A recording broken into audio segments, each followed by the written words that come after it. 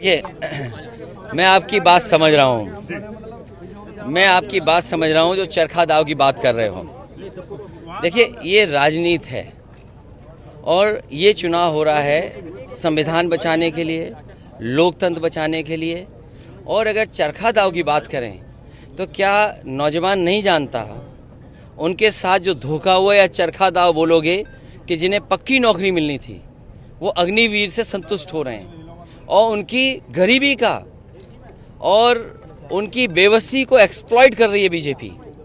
अच्छा, कौन नौजवान स्वीकार करेगा मुजफ्फरनगर, मेरठ, बागपत, गाजियाबाद जो सबसे ज़्यादा फौज में नौजवान जाता था? क्या इसका कोई जवाब है चरखा दाव बोलने वालों के पास? या बीजेपी के लोग जिन्होंने अग्निवीर व्यवस्था लागू की है 4 साल की, कल को पुलिस में लागू कर दें 3 साल की नौकरी, आपके यहाँ जवाब क्या है? और फिर अरे बीजेपी के घोड़े की ढाई चाल से बचो। बीजेपी के जो घोड़े की ढाई चाल है ना, उससे बचो। बीजेपी किसी की नहीं है।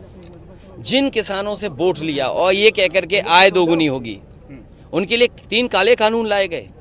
और प्रधानमंत्री यहीं कहीं कह रहे थे कि देश का और दुनिया का सबसे बड़ा भंडारण व्यवस्था की है। ये भंडारण सरकारी नहीं है, ये प्राइवेट लोगों का भंडारण है।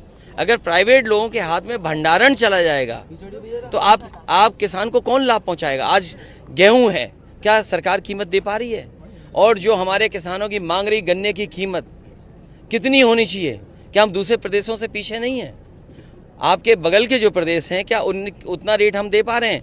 तो इसलिए इन बातों में कुछ नहीं रखा। राजनीति है किसानों को अधिकार दिलाने के लिए, राजनीति है नौजवानों को नौकरी और रोजगार दिलवाने के लिए। राजनीति चरखा दाव के अपने गुण दिखाने के लिए नहीं है, अपनी कमी छिपाने के लिए नहीं है।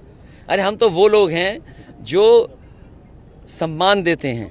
बीजेपी कह रही है कि आप हताशा में घर में बैठ गए। देखिए, समाजवादी पार्टी ऐतिहासिक परिणाम के साथ इस बार जीतेगी उत्तर प्रदेश। और आप खुद महसूस कर रहे हैं कि इस बार जो पश्चिम से हवा चलने जा रही है, जो समाजवादियों और इंडिया गठबंधन के पक्ष में है, वो आखिरी कोने तक आपको ऐतिहासिक वोटों की और ऐतिहासिक सीटें जीतेगी। मेरठ में टिकट क्यों बदले इतनी बार? अरे बदला इसलिए कि हमें जीतना है। और आप ये बताइए, अरे आपको सवाल ही नहीं पूछना चाहिए था, आपको ये पूछना चाहिए कि बीजेपी के लोग कैसरगंज से लोकसभा के प्रत्याशी क्यों नहीं तय कर रहे हैं?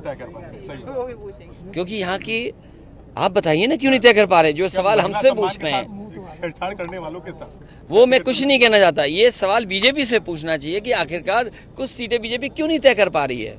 और फिर आप बताइए, आय दोगुनी होगी किसानों की, क्या यहाँ का नौजवान स्वीकार करेगा अग्निवीर? क्या ओल्ड पेंशन स्कीम? दलित प्रत्याशी दिया है मेरठ में, आपने दलित प्रत्याशी दिया है, दलित प्रेम उमड़ गया है। नहीं, हमारा दलितों के घर भोजन कर रहे हैं मेरठ में। ये कोई पहली बार नहीं कर रहे हैं। नेताजी ने मान्यवर काशीराम जी को इटावा से अपने होम टाउन, मेरी अपनी नेटिव प्लेस से उन्हें लोकसभा भेजा। तो ये कहना कि आज प्रेम किसी के प्रति नहीं, ये लड़ाई बहुत बड़ी और पुरानी लड़ाई है। जो कभी लड़ाई चौई चंद सिंह जी लड़ते थे, उनका सम्मान ये था कि हर जाति बिरादरी के लोग उन्हें अपना नेता मानते थे। भैया आप चुनाव लड़ेंगे, तारीख तो आने दो।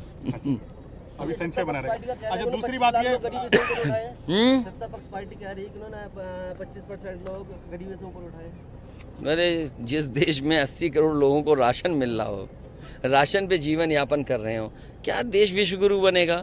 और जो विकसित भारत की यात्रा चली है, विकसित भारत के कार्यक्रम चले हैं, अगर प्रधान मदद नहीं करते, प्रधान पैसा न देते, तो विकसित यात्रा भी ठप हो जाती। बिल्कुल सही।